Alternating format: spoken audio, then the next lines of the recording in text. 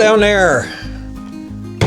Welcome to the bus and the auxiliary heater. You might remember these from your school days. You'd either burn your ankles off or freeze to death, depending on where you sat on the bus. I was thinking I might take this thing out today. I wasn't going to make a video about it. I was just going to pull it out. But then I thought, somebody else might be curious. So we'll do this together. All right, let's start by disconnecting the batteries. All right, well, my little Starcraft bus has two different batteries in it. One of them is in the engine compartment. We'll get to that one in a minute. One of them is back here in its own little drawer. Come on, you stinker. There we go. Little clasp here on the bus to hold the door. Give her a yank. So this is a battery that's in parallel with the engine battery. And so we need to make sure both are disconnected before we do electrical work around the bus.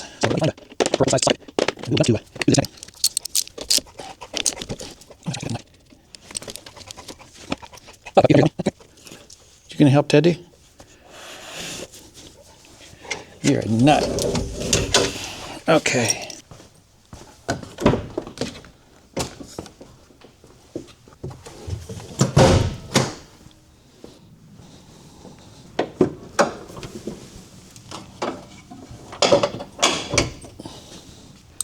Well, I'm sorry, but this is so tight, you're not going to be able to see this very well.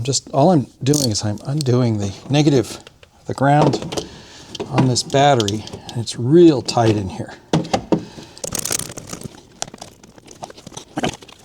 All right, ground straps have been removed from both batteries, so those terminals are disconnected.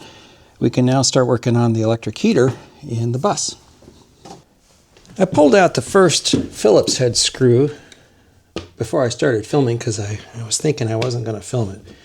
So this screw's already out. It's for this cover. Let's continue to remove the screws on this cover. And also, by the way, the base is also Phillips head screws. So I'm going to start them with a hand drive. If I use the screwdriver, I might round them off. This is much less likely to strip off the head.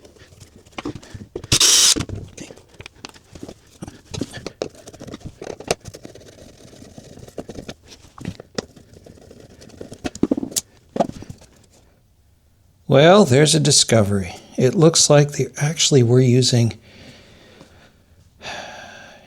there's heater core hoses here, which means this is from the recirculation around the engine that also runs your heater under the dash.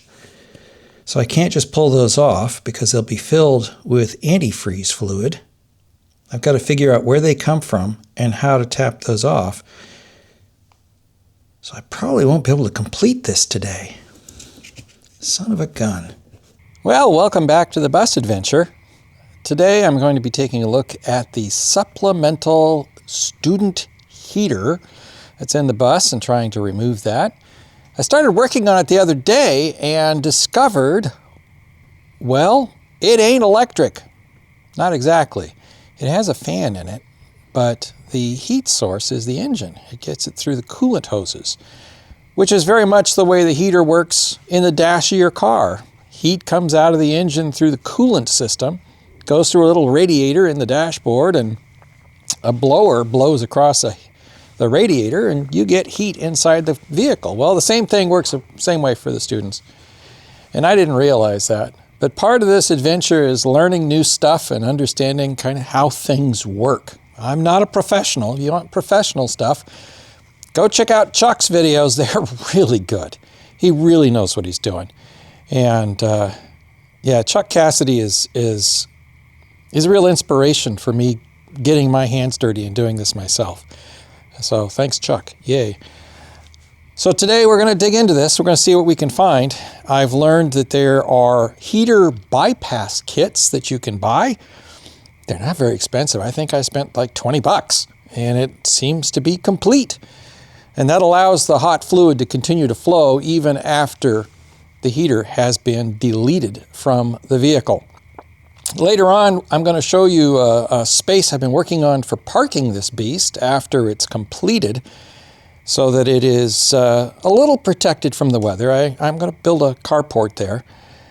And it's also going to be out of sight of the house, so that we can still have folks over and they don't have this giant beast sticking out.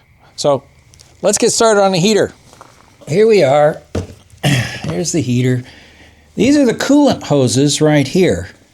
And so these are carrying coolant to the heater and then back up to the radiator, so it could be cooled before it goes into the engine again.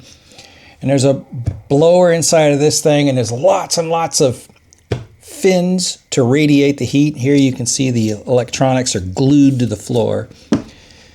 So I need to figure out where are these going and how close can I get to the engine where I can install the bypass kit. Well, there's a hole in the floor. And you can see things coming out of the floor there. That's the heater.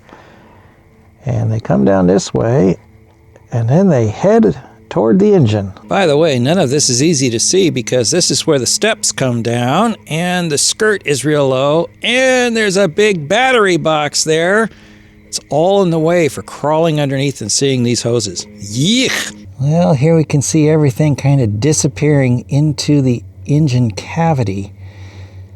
But it's not real easy to see where it's going or what's happening there. So let's check under the hood. Given that this is a van and the hood is really short, I'm afraid we're not going to see much when we get up underneath here, but let's take a look.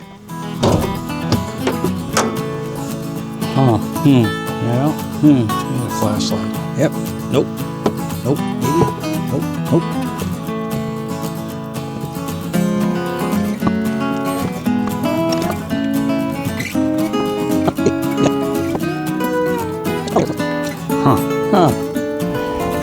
See if I can make myself a little bit taller so I can see better. Nothing sketchy about this at all. Okay, that doesn't help. I just don't know. I'm wondering if I took the doghouse off, if I could see more. Yep, edit that out. There's an oil cooler, transmission cooler. After much rolling on the dirt and peering around with my bright light, I have determined I know nothing.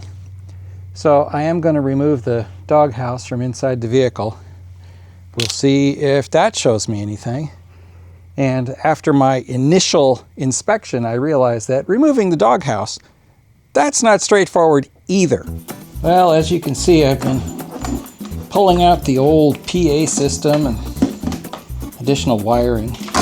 Removing the doghouse, there's a clip on either side of the doghouse, which I have undone, but apparently there's a couple of clips behind this thing. I've already pulled off the dash panels on either side. Oh, I can see. Oh, do I dare. After careful inspection, if you will, I can see and feel the two clamps that are holding the doghouse on. My concern is, if I unhook these, will I ever be able to hook them back on again? Because it's a tiny little space there. Oh, you stinker. Oh, it moved. It's comedy time. Paper clips. I don't think it helps anyway. Because all you see is the side of the engine. You can't see any of those hoses. I'll bring you in here. You can take a look at what I'm seeing. Yeah, you start pulling the doghouse off and you can see where the coil packs are on the top of the engine and pieces like that, but you're not going to see those hoses. So I'm going to have to leave a goodly amount of hose intact underneath the bus to hook up the bypass kit.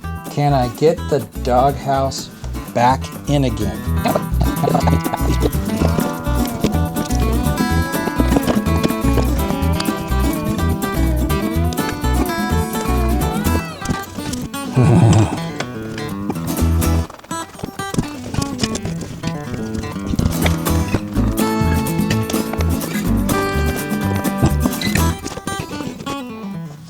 The doghouse is back on. It it was a bear. It didn't teach me much. So what do I know so far? I know there's a heater. I know it works off of radiator heat. I know that there's coolant hoses that go to it. I know they go underneath the floor of the bus and they go up to the engine compartment. I know I can't see them in the engine compartment. I know I can't see them from the doghouse. I think what that means is I'll have to do some spelunking underneath the bus to figure out how far forward that I can cut those hoses and install the coolant bypass. Does that go on the blooper reel? Is there a blooper reel? What is the engine core bypass for most common heater hoses? Let's take a look at this. Okay, so this is what you get. Plug into one hose on one side, plug into the other hose on the other side, and the piece of hose in the middle lets it bypass right back to the engine. There is no clearance here, Clarence. Okay, I think I found a spot to cut these between this box and the door where I can reach them. Oh, this is fun. All right, there's two big corrugated looking hoses here. There's one of them right there. That's plastic shielding or covers to protect the radiator hoses, and the other one is right behind it there. There's the other one. This is the only place I can find where I can actually reach these hoses. A thought gets to me right now. See this? That's the floor of the bus. I have to remove that. I have to tear that out and replace it.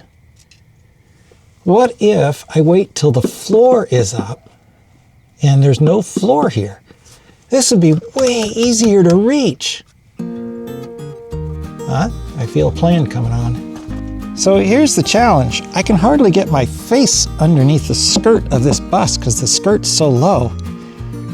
And getting my whole body underneath this thing in order to work on that hose, well, it's near on to impossible. But if the floor was gone, then I'd be in business. I have a feeling we're going to come back to this in a separate episode. That would be a good idea. Hey, how'd you like to see where I'm going to park this thing? Hang on a second. Before I show you the parking spot, let me start by saying that just because my wife would like the bus out of sight when it's not being used doesn't mean that she doesn't support my work here. She does, 110%. There's a lot of budget going to this thing, and she completely supports me on it. Because she knows that should there be an emergency in Washington State and I have to be deployed as a communications volunteer, the bus could be the difference between going and not going, or at least being comfortable. So let's go look at the parking spot.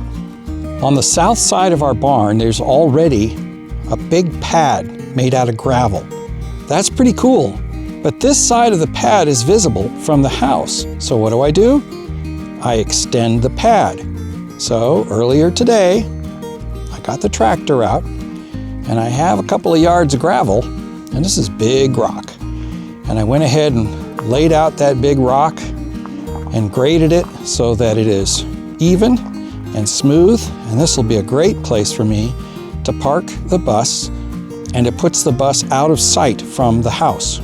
It doesn't seem like we got so much accomplished this time, but I think we did. We learned a lot. And we got the pad ready for the parking. Now comes the rip up of the floor. Ooh, stand by for that one. I'm pulling up the entire floor. That's going to be an adventure. Hope to see you there. And if you're building a bus or a van or a trailer, I hope that yours goes even better than mine. Thanks for coming by.